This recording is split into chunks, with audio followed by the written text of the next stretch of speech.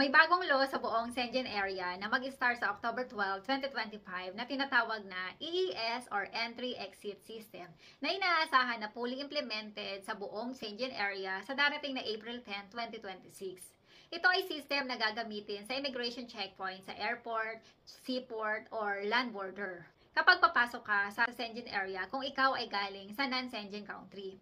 Ito ay automatic tracking ng iyong stay para masiguradong hindi ka mag-overstay sa 90 days limit. At ang entry-exit system ay para maiwasan ang identity fraud.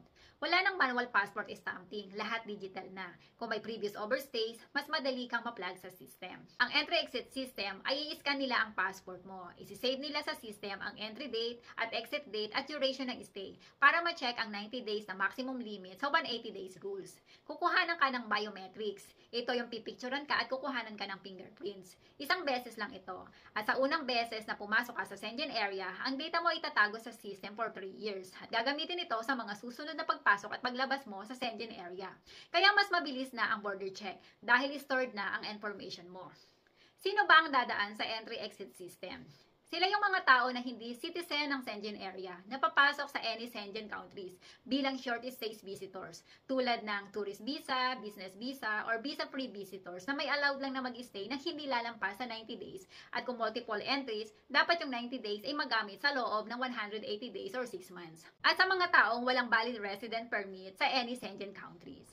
At ang mga hindi naman dadaan sa entry-exit system ay lahat na may valid residence permit sa any Schengen country, temporary man yan o permanent, tulad ng working visa holders, students, or long-term residents at mga citizen ng Schengen area. Kaya kung ikaw ay nasa Schengen area na ngayon at nagbabalak kang lumipat sa kahit saan sa any Schengen country, tulad dito sa Spain, ay wala kang dapat alalahanin.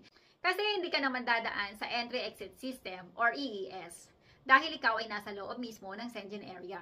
Wala kang immigration na dadaanan dahil ang EES ay sa immigration checkpoint lamang na para sa mga papasok pa lang sa Schengen area na galing sa hindi Schengen area.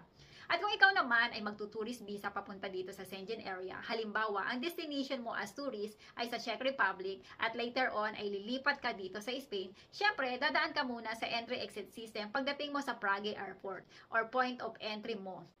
Then, pag nag-travel ka from Czech Republic to Spain, wala nang checking. Pagdating mo sa airport, mag-check-in ka na lang, diretso ka na sa boarding gate at ipapakita mo ang iyong boarding pass at passport mo. Ganun lang kasimple. At dahil sa tourist visa ka lang at kung hindi ka na uuwi sa Pinas at pipiliin mo mag-stay dito sa Spain dahil alam mo na 2 years of continuous stay, ay pwede ka na mag-asikaso ng Arraigo Social basta may amo na willing kang tulungan sa papers mo at magiging resident ka na dito. Sama-sama nating abangan kung may pag-iigpit na mangyayari dito sa Spain regarding sa entry-exit system na yan, kung pwede ba yang maka-apekto sa mga mag-overstay dito dahil nga sa naka-record na sa system kung kailan ka pumasok at kung kailan ka dapat na lumabas. Be positive lang tayo. Dahil hindi naman mahigpit ang Espanya, maluwag nga sila sa mga tumatawid dito. Kaya nga binabaan pa nila ng 2 taon na lang ang kailangan pag-stay dito at pwede na mag-process ng Arraigo Social ang mga undocumented. Sa akin palagay, ginawa lang ito kasi nasa panahon tayo ng modern technology at para madali na ang lahat. Nasa bawat araw na dumadaan, may mga improvement na nangyayari.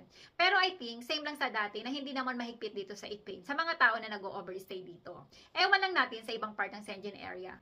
Siguro para sa mga nagbabalak na pumunta dito sa Spain, huwag na lang tourist visa ang gawin yung step. Mag-apply na lang kayo ng working visa, then mag-work muna kayo doon sa bansa na a-applyan nyo. Bago matapos ang visa nyo doon, ay saka kayo lumipat dito. Talagang gusto nyo pa rin dito. Or mas maganda, mag-apply kayo as a student visa dito sa Spain dahil pwede nyo rin namang mailipat yan sa working permit after 1 year. Once na may amo na tutulong sa inyo sa papers nyo. Nawa ang video ito ay makatulong sa mga kababayan natin na nagtatanong regarding sa ano ba yung bagong rules dito sa Spain regarding sa entry-exit system. Ay maraming salamat sa panonood at magkita-kita tayo sa mga susunod kong videos.